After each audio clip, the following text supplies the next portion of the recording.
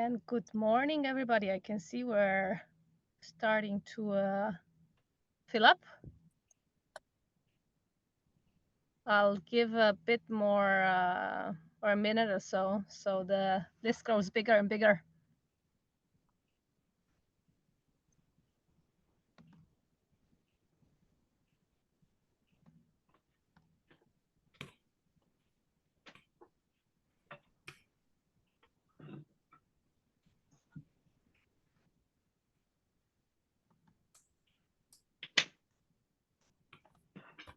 Maybe in the meantime, for the ones that have joined, it would be great if you could write in the chat where you are dialing from or where you are situated at the moment.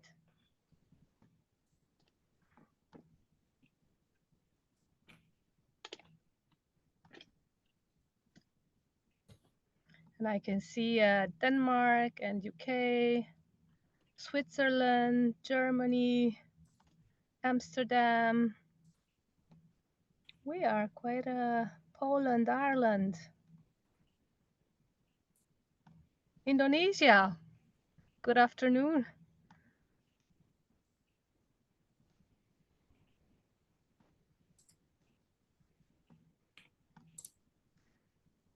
This is great.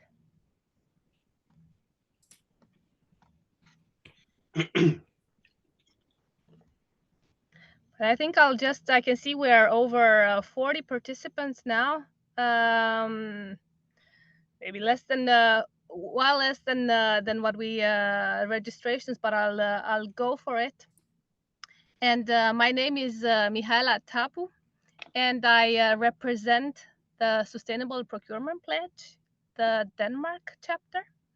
And today we have an amazing webinar for you on the subject of the role of procurement in decarbonizing supply chain and how to create an effective supplier engagement program. And I have two fantastic speakers, Erik Episkopou and David Collins. Erik comes from Carbon Trust and David from VELUX. And I'm really looking forward to learn more from them. And a bit of a sneak peek, our ambassadors in Denmark have been asking us in numerous occasions on how can we actually get the suppliers engaged and be part of our sustainable journey. So we heard what you need, and now we have this this amazing webinar for you. Now, I'll if you can help me go to the next slide, I'll go through the agenda. And before I'll give the word to Erik and David, I'll have some housekeeping rules that I would like to share with you. And I'm also mindful that not all of you have met or have heard about Sustainable Procurement Pledge before, so I'll give a short intro for that. We expect that Erik and David will have a good conversation for about half an hour, and afterwards there are also time for Q&A from your side. Will you help me to go to the next slide? Yes. And I have mentioned the housekeeping rules. So please mute your microphone so we can hear the speakers. Consider turning your camera on. We'd like to see you. And I mentioned earlier the Q&A. Please write your questions in the Zoom chat window. And if you find a question that resonates with you and you would like to ask the same question, please like the question so it comes upper in the rankings and we can take that question between the first ones so we can prioritize. One other thing which is important is that we are recording this webinar and we aim to publish it on our social media, so be mindful of that. Good. Then I'll move to the Sustainable Procurement Pledge. As I said, it might be that not all of you have come across Sustainable Procurement Pledge, so you're wondering, what we're all about. And the Sustainable Procurement Pledge, which we also refer to as SPP, has been founded in 2019 by two CPOs, the CPO of Bayer and the CPO of Henkel, who believe that procurement could and should do more for sustainability. And procurement could own sustainability like everyone else. So we are procurement, and we're doing for procurement. And we believe that sustainability is our responsibility. We believe our purpose is to build a sustainable future for people and our planet, but also for our professions. We have a great vision, and that is to have sustainability embedded in all procurement practices by 2030. And to do so, we believe that we will reach 1 million ambassadors. And the way that you could also become an ambassador is go on SPP.earth and take the pledge to become an ambassador. By doing so, you are going to join a great community of like-minded people that strive through collaboration, through mutual learning, and inspire each other. SPP will provide you with best practices, tools, meeting opportunities. So go to spp.earth and join and take the pledge. Good. And you might wonder how many we are by now. We are over 12,000 ambassadors from each country of the world, actually. And the way that we are structured is in different, I would say, layers. We have a League of Champions, where is mainly part of CPOs. They are the ones that gather and co-create new guidelines and see what could we do to embed sustainable practices in procurement. Then we also are we have these chapters, and I said earlier that I'm part of the Denmark chapter. We have chapters arranged or divided into regions, so I'm part of Denmark, but also by industry or topic. So joining SPP, you will surely find your peers, your tribe to connect, share, and be inspired by. Good. That's about SPP. If you'd like to know more, please check spp.earth or reach out to us. I also have, or for the Danish or Denmark members, please stay until the end because I have some exciting announcements to make in terms of our chapter. If we go to the next one, Erik. So I'll stop presenting the SPP as I'm super excited to hear from Erik and David. And Erik is coming from Carbon Trust, and he joined the Carbon Trust in 2021, coming from a career as a geophysicist. And now at Carbon Trust, you are advising on value chain carbon footprinting and target setting and transition planning. So, and supplier engagement is your main area or role. And I think we're super lucky also to have David. David is coming from VELUX, who he joined 7 years ago. And now David is working with the Scope 3 initiative and how to engage the suppliers as well in VELUX sustainability ambitions. So without further ado, Erik and David, please take it away. Thanks all. Thanks for having us here. I'm Erik. I'll be taking us through a bit of an introduction on supplier engagement before passing on to David for some real life experience from a manufacturer's perspective. A quick introduction on the Carbon Trust. So the Carbon Trust is an independent, not-for-dividend climate change consultancy, and our mission is to accelerate the move to a decarbonised future. We're a global company. We've got offices around the world with our kind of main European offices in Amsterdam and in London as well. Because obviously a global challenge, and I know a lot of the companies on the line will feel the difference between kind of national boundaries and the global issues we're facing. What we do as a company is we try to work with businesses, with organizations and governments to really look at decarbonisation from all angles.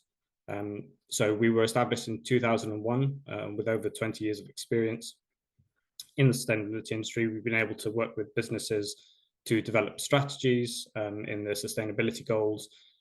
We've been able to help them with carbon footprinting of their organizations, their value chains, and also of the products that they sell. We also work with assurance services, for example, third-party verifications, and we created the first carbon footprint label in the world as well. And our wider organization works on things like market transformation, for example, our offshore wind accelerator program, which reduced the cost of offshore wind by 15% over a 10-year period. So we've worked with over 3,000 companies in our time, and we cut across many different industries, both in manufacturing and in services. So everything from food and drink to technology and finance companies.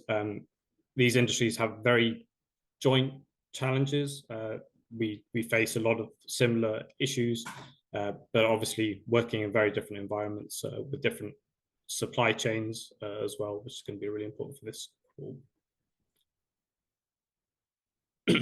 Some of you may already be familiar with carbon accounting. For some of you, this may be a new process. I'll give it a quick introduction. So there's something called the Greenhouse Gas Protocol, which from a supply chain perspective, the Carbon Trust was co-authored as well. And this is the international standard really for carbon accounting.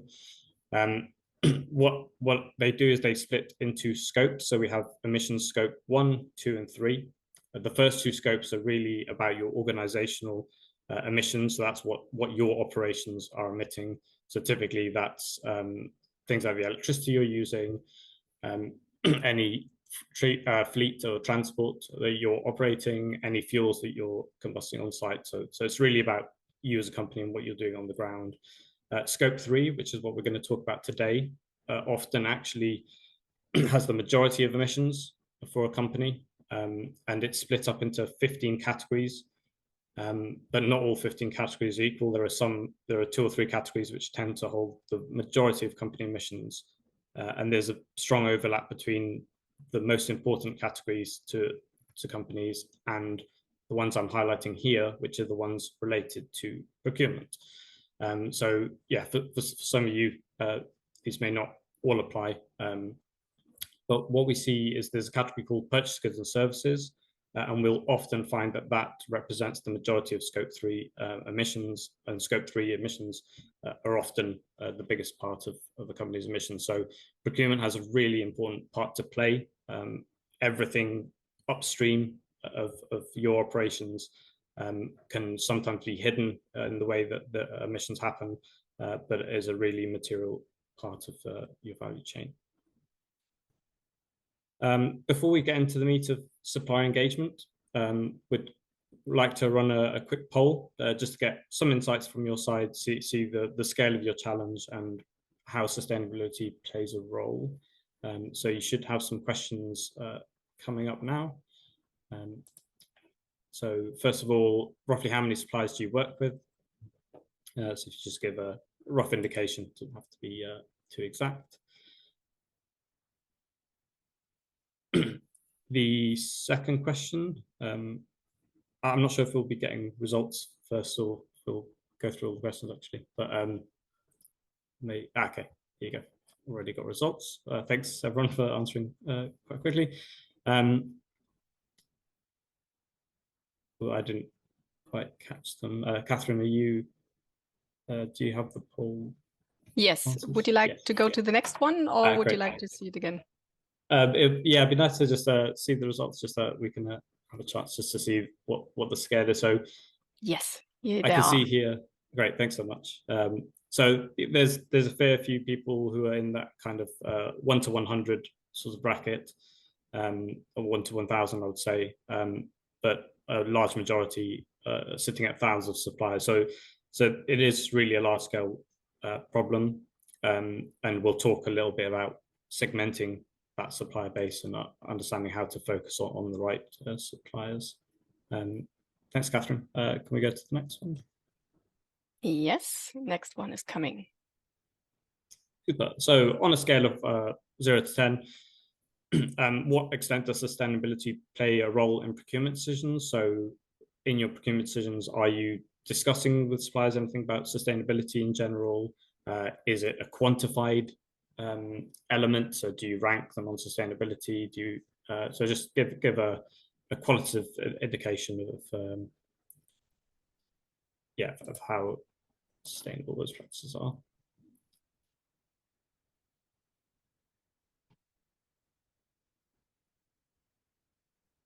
Yeah, we find that's an area that's changing quite fast, and obviously you all on the call today are on the forefront of that. I'm sure a lot of you are thinking, and even if it doesn't play a role, you're trying to find ways to put it in there.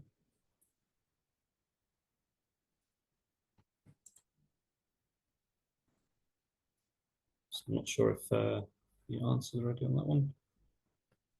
Yeah, I think I'm going to end the poll now to show you the results. So much. Okay, so really widespread then. So that's quite interesting. There's not really a groupings of people. I think most people are in the kind of 3 to 8 bracket. So sustainability is obviously being discussed.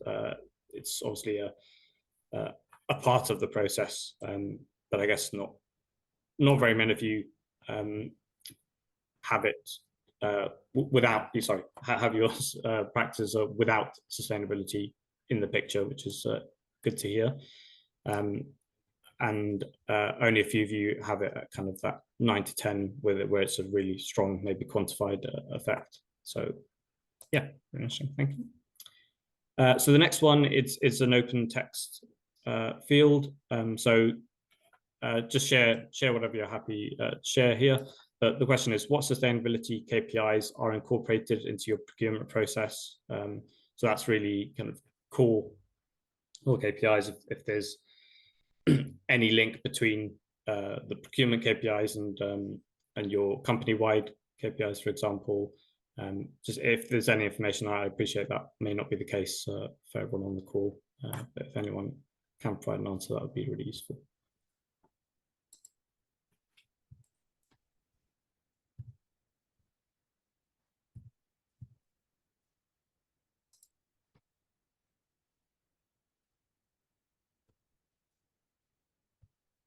We'll give a few more moments to this one so you can have time to think of what to put. Yeah, maybe I'll just talk through this a little bit. So sustainability KPIs are also part of a wider company-wide strategy. So really embedding sustainability, usually as part of a wider look at the environment, for example, and the environmental performance of the company. So it may or may not be able to translate directly into procurement, but for companies where procurement is the majority of their emissions, creating that link between the procurement indicators and the company-wide indicators can be a really strong way of giving you guys also a business case within your own companies to act sustainably.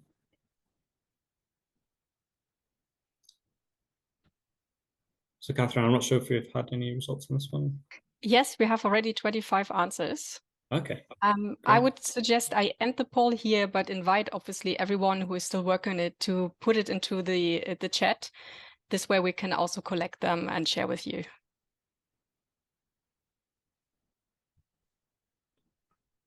Great. Thanks so much. Okay. So I'm not sure if this is the case for everyone, but I can only see my answer, I think. But if you're able to see all of them, would you mind mentioning a few? Yeah, I also don't see more than you, actually. I don't see the results, really. I think they are collected in the back to be shared afterwards. Sorry for that. We should have directly into the chat. It's fine, thanks. We had a chance to chat about it. If anyone has some insights that they think would be useful on that KPI question to the group, then feel free to drop it in the chat. Yeah, otherwise, thanks for the submissions anyway. I'll just jump into the main topic then. So looking at supplier engagement. So like I said, I'll jump through a slightly theoretical side of things before passing on to Dave for kind of that core experience that they've had. So your sustainability journey as kind of a company may incorporate many steps. Typically, some of the key steps that we would see with most of our clients, for example, on businesses that we work with, is really starting on the footprinting side. So it's really important to have a measure, whether that's full of estimates or very detailed carbon footprint. You do need to start somewhere with some indication of what we're talking about here from a numbers perspective. Going from that, typically there's some level of target setting. So for example, you could set a science-based target, which the Carbon Task Force work with SBTi and has members on those boards to advise on science-based targets initiatives. There's feasibility analysis, so some kind of analysis to understand how you're going to achieve your targets, either at a high level or a specific level. But then when it comes to actually, engaging the supply chain and making those reductions, you really have to start with supplier engagement. So that's where the procurement role really comes to life. And it's the only way when you're dealing with a situation where your upstream emissions are a large part of your company emissions. It's the only way really to make action happen. We define 3 kind of core steps. That's sort of the approach that we would generally advise to go down. So the first step is really evaluating suppliers, identifying key suppliers from an emission perspective, but also key materials. If there's certain kinds of products and services that are real hotspots for your company, then would probably advise going out and collecting data on the most important suppliers and materials and improving your footprint. Improving your footprint is all about making sure that you have the latest picture, making sure you have the best information, and then you can prioritize your time and efforts working with the right groups of products, the right groups of suppliers. And then when you're at that stage, looking at reduction initiatives, so aligning with suppliers, can you align on target setting? Can you align on specific reduction? And that's, you need to have collected some sort of data and evaluated the suppliers to get to that point, really. And this is an iterative process, so we generally advise going through that process multiple times, or whenever you're able to do a carbon footprinting exercise, for example, taking the time to reevaluate your suppliers and bringing on supplier data from the board. So I'll just step through some slides, which again go through those 3 key steps. So that first step of supplier evaluation. Here's an example of breaking emissions down by supplier, but like I said, you may also want to break it down by, say, key materials. Each blue bar here would represent a single supplier, for example. So looking at which are the top suppliers from a percentage perspective of your supply chain emissions. And it's not an all or nothing situation. So it's not that you pick your top emitters and forget the rest. It's about making sure you're spending the time and effort on those big suppliers. You may be spending less time and less effort on the medium suppliers, and then very little effort on that tail end, the large amount of suppliers. And this is every profile will look different, but it's typical to have the situation of a few really big suppliers, a number of medium suppliers, and many small suppliers in the way they impact your footprint. A lot of supplier engagement targets may also look at things like cumulative contribution. So how can I cover 80% of my emissions through suppliers, for example, and that would dictate covering, say, 5 or 6 in this, suppliers in this example. Then it's really important to map out those top suppliers by what we called influence and maturity. I mean, you can choose slightly different metrics and different ways of doing it, but the main element here is to not just look at the emissions numbers, and to actually consider, what is your relationship with these companies, and how do they operate. So ability to influence may be related to, for example, whether you are a key client to that supplier or not. It may be to do with how segmented that company is. If they're actually made up of 10 entities and you're working with multiple different ones, and that makes it maybe a little bit harder to influence, but also you may be able to get one entity on board, which can then themselves influence the rest of their company. And the other side is, the supplier sustainability maturity. So do they have carbon emissions data? Do they have understanding of sustainability and carbon? So what we've done in this example is we've mapped out some suppliers, and the colors of the bubble here are the quality of the emissions calculations, the quality of the data, and the size of the bubbles is the size of the emissions as far as you're concerned, how much of your emissions they cover. And again, it's all about just having the right approach to the right group effectively. So within each of these quadrants, deciding, okay, if there's a supplier which has really good data, they've talked to us about the fact that they have data that they provide, and they're on board with reductions, but actually you're not a key client of theirs. You don't have a large ability to influence them. What you might want to do is just collect data and just say, okay, you got data, let's just collect it. If I look at the other end of that spectrum, say a company that we know haven't really talked about carbon footprinting data, they haven't talked about sustainability, but we know that they're an important company to our emissions, and actually we're one of their key clients, then we have a high ability to influence. So those are the ones that we want to actually support a lot more, maybe help educate them, help give them some guidance, and help them in their own journey to collect data and apply reductions. So the second step is all about your footprint, about kind of using that data, collecting that data from suppliers and using it to improve your own footprint. So it's really important, Scope 3 footprint, that supplier emissions, for example.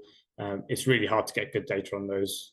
And so after a round of kind of collecting data from those suppliers, trying to move in with the certainty of your own footprint. So typically you'd start with fairly low level of data. You might use generic emission factors, for example, where you just say, okay, I purchased a lot of wood, so I'm going to say the emission factor for wood is X amount of CO2 per kilo of wood, and that will apply to all my suppliers. As I collect supplier data and they're able to tell me exactly how much they emit per kilo of wood, I can be a lot more certain. I can bring that data in, I can be clear on what my footprint is, and I can then make sure I'm making the right decisions on who to talk to, which materials to target, which suppliers to target, for example. And it's part of that iterative process, continue to improve your own data whilst asking your suppliers to do the same. And step 3 is really about the interface. How do you actually go out, talk to suppliers, get them on board with reductions, and also influence their own data improvements. So here we've got fairly similar to the previous matrix. So we've got carbon impact here on the x-axis and the nature of your relationship. So is it a strategic relationship? Is it a company that you've worked with for many years and you've developed with them? Or is it a transactional basis? Are you just sending invoices back and forth, but there's not much interface around that? So typically what we would suggest is for a company that's low carbon impact, so that tail end of your supplier base, which aren't hugely impacting your own emissions, doing what we would call a low cost one-to-many initiative. So things like running a webinar, a bit like this one, an outreach program to cover large amounts of your suppliers in one go, giving them some guidance, setting some expectations, and maybe pointing them towards third-party materials. Maybe there's you could send them towards standards like the Greenhouse Gas Protocol. You can send them towards third-party companies that are helping to collect data, for example. looking at the high impact companies, and this is where you want to be spending most of your time, we split that into that different nature of relationships. So the strategic relationships, we would definitely encourage you to do one-to-one initiatives with those key suppliers, sit down at a table with them, discuss their own ambitions, discuss their processes, discuss where they need help, how you can help each other. And it's really important to have that as a regular interface as well. So make sure you're keeping in touch with that at least on an annual basis. For those companies that maybe you have quite a transactional relationship with, but are still quite important to your carbon emissions, trying to sign them up to some sort of plan to collect data, to improve data, something that you can engage with them, with many suppliers in one go, but in a more meaningful way. So potentially workshops with, say, a dozen suppliers at a time, or finding a way to work with them regularly, but without necessarily that one-to-one specific feeling. So that was just a bit of an introduction, that 3-step program. So yeah, evaluate your suppliers, collect data, and then really apply those reductions through engaging with them through workshops, meetings, and going forward. I'll pass on to David now to take us through VELUX's approach and your experiences, because it's really important to see what you guys have done in the market. Okay, thank you very much. Good morning, good evening, good afternoon, everybody. It's Dave from the UK. So brief introduction about VELUX. We are a family-owned company. We are predominantly based around Europe, but we do have a worldwide footprint. So we do have suppliers and we have operations both in the Americas and in Asia, as well as Europe as well. So we've got quite a broad spectrum of supply chain that works throughout our whole organization. So we basically started working on sustainability as an overall topic many years ago, and it's been part of our nature for some time. If you look into where we're looking in our carbon reduction programs, we kicked that off back in about 2015-16. We officially joined SBTi 2018, and we have a baseline year for 2020 data. Our ambition is to reduce our supply chain Scope 3 carbon footprint by 50% by 2030, and our own operations in Scope 1 and 2 effectively going towards carbon neutral by 2030. Okay, next slide, please. It's quite a busy slide, and I think if you review the slide afterwards, you can probably get better information out of it. But currently, our Scope 3 represents 98.5% of our carbon footprint. A few years ago, 2018, 2019, that ratio was 94% to 6%. And that's predominantly changed because of our own activities within our Scope 1 and 2. So that's reduced quite dramatically. So 57% of our Scope 3 emissions is related to material purchases.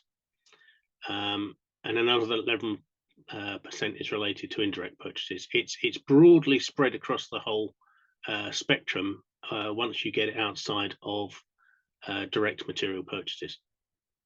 Okay, next one. Essentially, there's 4 or 5 key levers or activities that you can do that will bring down the carbon footprint in the supply chain. And I think it's really important to understand that it's a mix of all of these things. There isn't a magic bullet. There isn't one size fits all for this sort of thing. So industries are motivated, and they are reducing their carbon footprint, but at a relatively low acceleration. So if you think about, for example, our ambition to reduce our carbon footprint by 50% on 2030, if we are looking at societal reductions, the best guess at the moment, and it's actually gone down slightly, is somewhere between sort of 14, 15, 18% reduction that you're going to get, basically, if you do nothing. So society and the overall supply chain, due to renewable energies and sustainable energies, is going to reduce over the next 10 years or so by around a sort of 15% mark. It's a best guess, but the smart minds seem to think that's a broad overview. So as you can see, there's quite a big gap between that and our ambition. So we're looking at our current platforms, our concepts, our materials, and we're looking for low alternatives for current materials. We're looking for alternative materials to the ones we traditionally use as well. So overall, it's a mixture between design and materials that are used that's going to make the big impact here. Okay, next one. And very much as Erik was saying, if you look at these numbers, this is one of our commodities that we supply our organization. And you can see that there's a split here between the embedded carbon footprint and the logistics carbon footprint. And effectively, there are three things that ultimately affect the carbon footprint of anything that you buy and anything you source. And that's the embedded carbon footprint of the material itself. It's the economy from which you source it, because there are some quite green economies around the planet and there are some relatively black ones around the planet. And it's the distance around the planet that you actually move the product when you buy it. So those three things in combination basically define how much the carbon footprint is of what you buy in. So if you can look at low carbon alternatives to the materials that you've got, or look at low carbon versions of the materials you've got, if you can look at supply chains that are as short as possible and use the greenest methods of transport as possible, and if you look at sourcing from greener economies, those are the things that are really going to drive down the carbon footprint in the supply chain. Okay, next one. And ultimately, most companies start off at the early part of their journey in what we call secondary data, which is on the right left-hand side of the screen as you see it. So there's the spend-based method for estimating what your carbon footprint is, and most companies use that as a kickstart. Broad idea, broad stroke to understand roughly where your big hitters are and what the broad spread of the carbon footprint is. And that tends to evolve into using industry standard average methods, which there's multiple sources of information out there. I would strongly recommend that you pick one and stick to one, because if you pick, and I'm not going to mention any specific names here, but if you pick a particular database that's publicly available out there to source your data from, if you choose multiple databases, they're not always aligned. Some are refreshed more often, some are more interested in the specific details and the depth of data, some are more interested in a broader set of data but not as deep. So pick the one that's best for your business and try and pick all of your industry standard averages from one database if you can possibly do it. That's a lesson we learned some time ago. And then effectively, to get to where you're actually going to really start make big impacts in the supply chain, you want to be moving to what we call primary data. Now that primary data is hybrid and activity. So hybrid data is where you might have measured scope 1 and 2 and estimated scope 3 from suppliers. It may be that some of the data is spend-based, some of it is industry average, and some of it is specifically measured tangible data.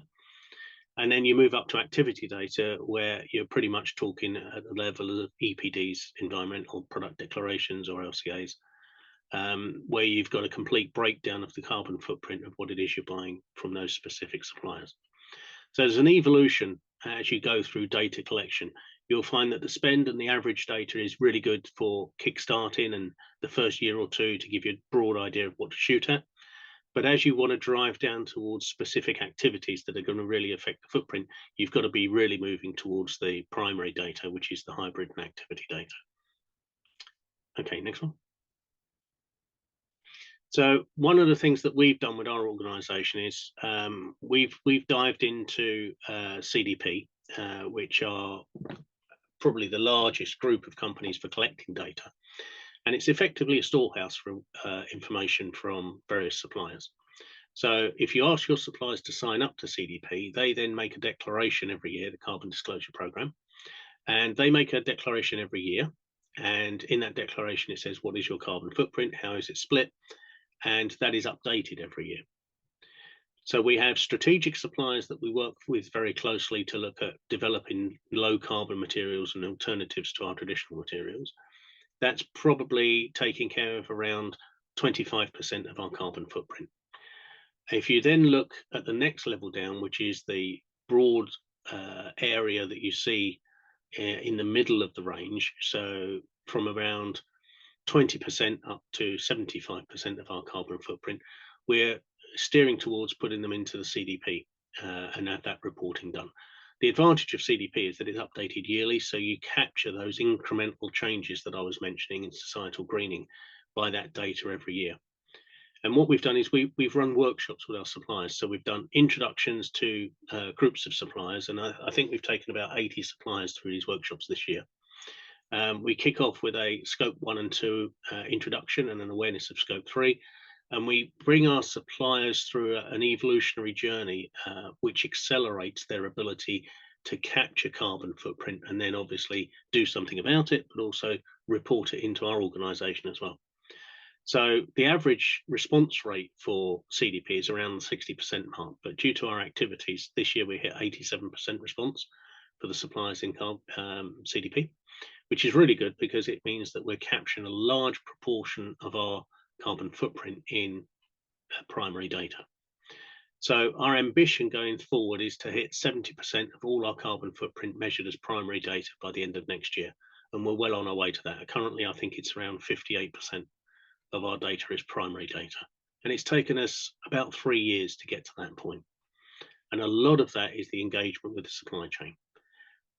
The supply chain, to a large degree, doesn't respond well to things like an edict that you send out when you send an email out and say, we expect you to reduce your carbon footprint by 25% in the next 5 years.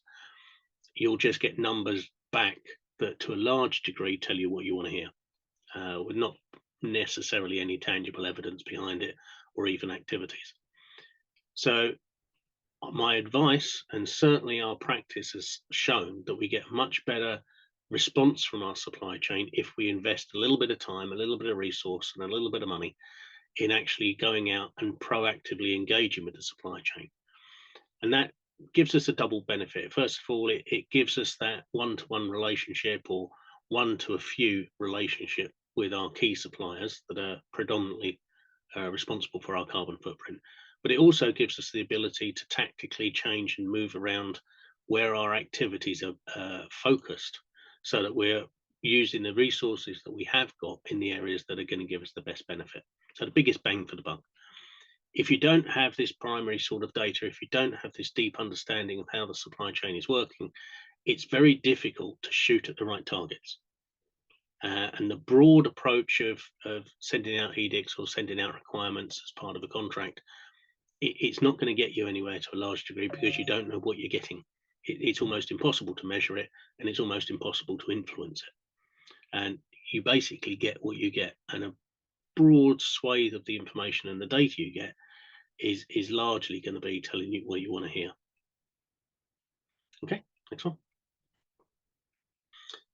We've actually put a guidebook together for our suppliers, which is about an 8 to 9 page guide that we send out to our suppliers, and it's a broad spread of explaining how to collect data, what sort of data collect, what is acceptable to us within the SBTi criteria, and what levels. And it actually gives suppliers 3 options of what level of data to collect. And our ambition is to drive them from level 3, which is the lowest level of data that's useful to us, up through to level 1. And there's an incentive program in our suppliers to actually get us to that level. So that's something that we found quite useful, is actually to explain exactly what it is and work with the supply chain so that they're actually submitting data to you, and largely useful to a lot of other customers, in the sort of format and the sort of layout that is actually more useful to you. Okay. Next one. Okay, so effectively, exactly what Erik was saying, you need to evaluate your supply chain, and you do that broadly. Use the spend, use the industry averages to get that broad overview of what the map in the supply chain is. Then start looking towards collecting specific data. And it's a bit like Erik said earlier, we're dealing with over 1,000 suppliers, but we're actively engaged to a large degree, probably with about 200. And those 200 suppliers are around 80% of our carbon footprint exposure in Scope 3. And you find there's quite a tail that extends from there. It is difficult sometimes to work through a supply chain that is not necessarily mature. So when we started on this, our first 150 suppliers, only 7 of them were collecting any data for carbon footprint. About 45 had some carbon footprint ambitions of some degree, but it wasn't really tangible or part of a program. And the remainder had trouble spelling the CO2. So it was kind of a situation where we had to dig deep and think, right, okay, if we're going to take people along on the journey with this, we're going to have to invest in some education, some training, and some mentoring. And that's actually given us a good foundation for moving forward. So once you've got that information, once you've got the engagement, what we found is suppliers are very active in coming up to us with ideas. We've had a multiple set of suppliers come along and say, look, we're developing a low carbon alternative for these materials, or a low carbon version of some of these materials. Are you interested in investing and being part of that? And we can try it out with you and see how it goes, and then perhaps put that in the market. So we've already seen initiatives like that, and we've formed strategic partnerships with certain suppliers, which you can actually see on our webpage and on our social media chats if you want to see any more of the information there. Okay. So that's about it. I'm going to leave the wrap up to the people involved in producing this. My contact details are available. So should you want to come back and say, is there anything that we could be looking at, or have you got any ideas about how we could do, I'm more than happy to engage in that. And if you've got anything that you think might be useful to us as well, please feel free to contact me. Thank you very much. So I think the approach you've had for supply engagement is really good, in that it hits the mark across different areas. Obviously, obviously there's the workshops that work with you on to actually do that in-person outreach to suppliers, but then the guides you created, just encouraging people to disclose the information through accessible third-party softwares. It's yeah, clearly working. So really good example.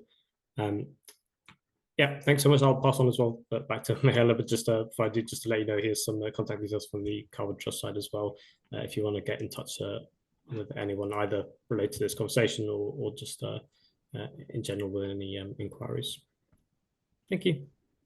Great. Thank you so much, Erik and David, for a great presentation. And I think, at least for me, some very specific strategies or way of working with our suppliers.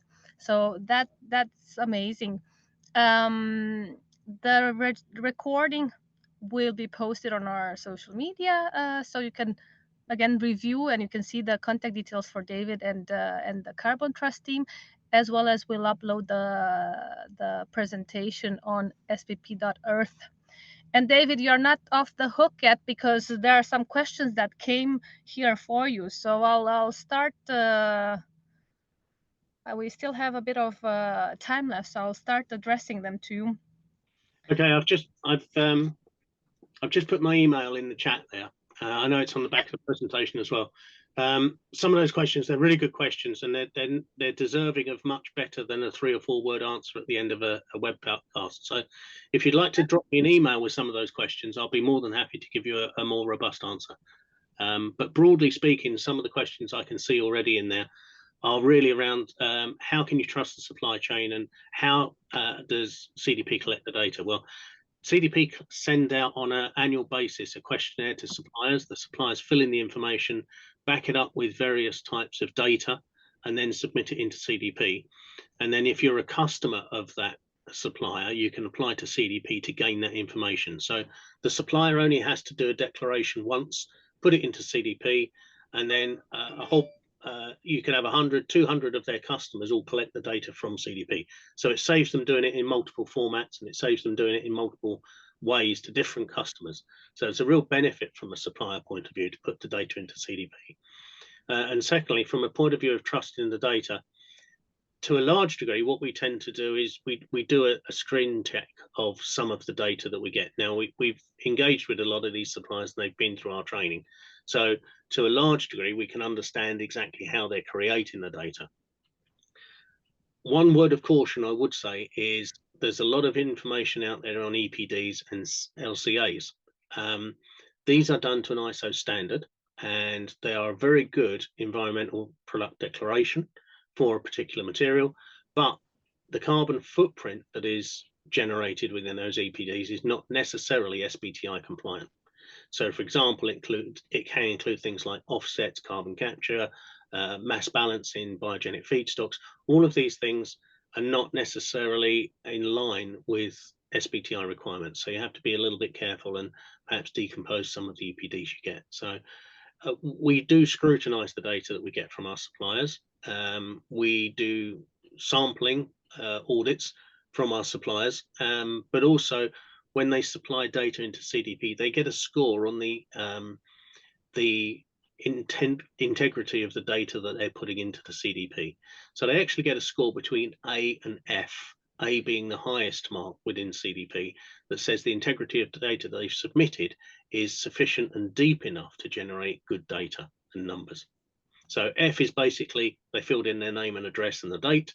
A is they've put a whole mass of data in there that substantiates the various declarations they've made. Thank you, David. And I see a lot of people are curious, how many FTEs do you have to work on supplier engagement? Well, we've made it part of what we do. So all of our purchasers, all of our schedulers and all of our commodity people are engaged in this. So we're having these conversations across the whole procurement department with the supply chain. So it's part of what we do. So even when we're doing our statement of requirements right up front and we're doing our audits of suppliers, we're analysing and assessing what the supplier's capability of supplying data to us. If I look at full-time equivalents, so I've got a team globally speaking that looks after the whole supplier quality and ESG agenda of approximately 21 people. And I would say out of those, probably 3 FTEs are working on carbon footprint reductions and trainings with the suppliers.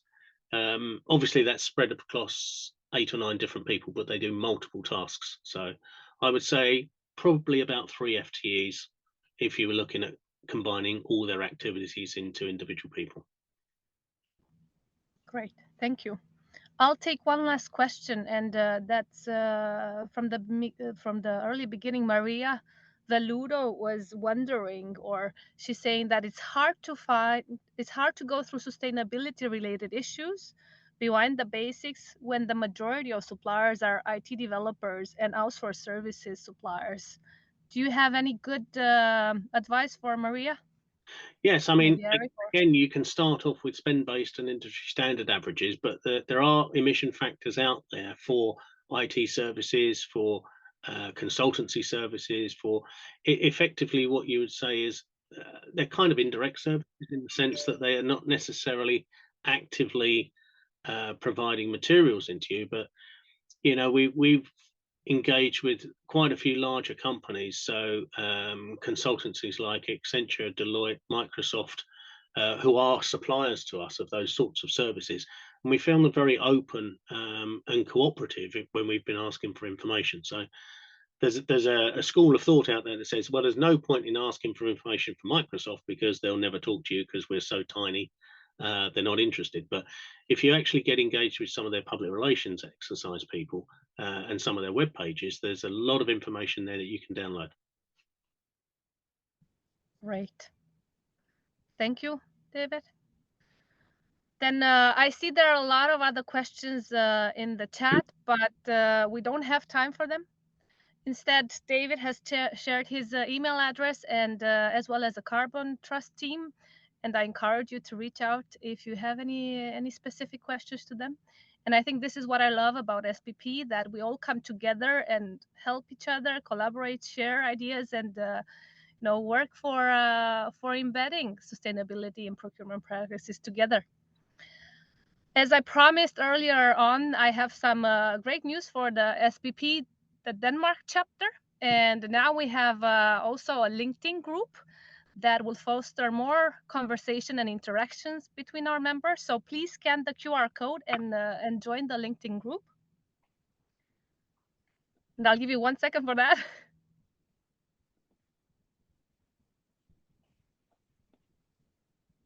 And Erik, if you go to the next one. We also have a great event, in-person event, coming up on the 29th of September. And we'll be going to the Coloplast headquarters, where Thomas Rasmussen, their procurement sustainability manager, will tell us about Coloplast's journey to sustainable sourcing. So it's I'm looking forward to this great event, learning again from what our peers are doing, being inspired, and meeting so many of you here in Denmark. That's a wrap from my side, but I want to thank you all for joining this webinar. Thank you, Erik, Carbon Trust, and thank you, David and VELUX for joining us and sharing these great ideas, strategies with our fellow procurement professionals. And don't forget to go to spp.earth and sign for our pledge to become an ambassador, and follow us on our social media to be updated with upcoming events. Thank you so much, everyone. I wish you a great day ahead or evening, depending on where you're located. And I hope to see you again. Thank you. Thank you, Everybody. Thanks all. Have a nice one. Goodbye.